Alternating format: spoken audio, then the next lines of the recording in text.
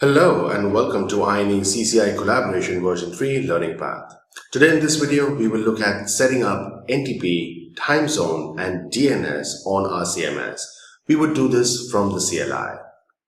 So let's quickly access our CLI through SSH and configure NTP, DNS and time zone.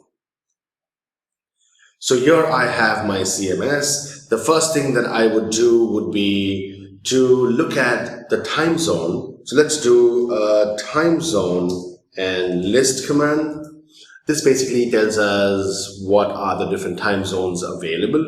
So let's put this in Pacific and maybe PST 8 PDT. Let's use this as the time zone. To set up the time zone, you should give the command time zone and then use whichever parameter you need from here. Let's set this up as PST.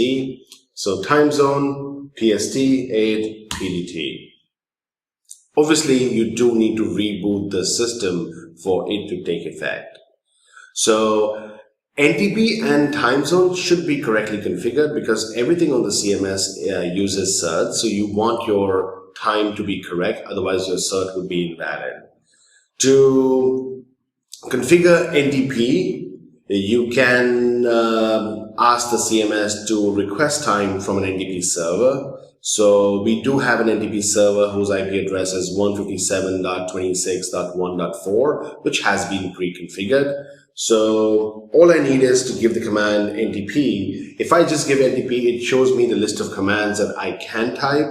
So if I do need to add an NTP server, I could give the command NTP server add and define the IP address of your NTP server. As far as DNS is concerned, again, to resolve your FQDNs, you do need a DNS server. So you could give the command DNS space ?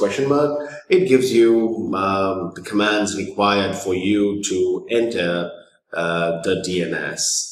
So let's go and add a DNS server. We do have the DNS server pre-configured, which is my Active Directory machine, which is also acting as a DNS, and the forward lookup zone would be ine.com.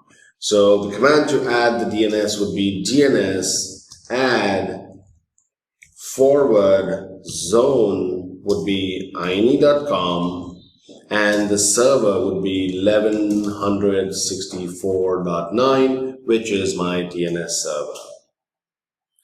The next thing what you can do is also define maybe a list of users who can manage this device from management perspective, or you could create API users on this device. So let's do a user list first, which basically tells you how many users are right now created and what's their role. So I can see two users here. I have an admin and an administrator. Both have the role of admin, and right now it shows that I am currently logged in as administrator. So let's go back and do the command user. It gives you the list of commands that you can do to configure a user. So we would add a user, or we could delete a user, or get information about the user. So if I type user info admin, it basically gives me some information about the user, when was the password changed, when will the password expire. All that information can be obtained from the command user info and the username.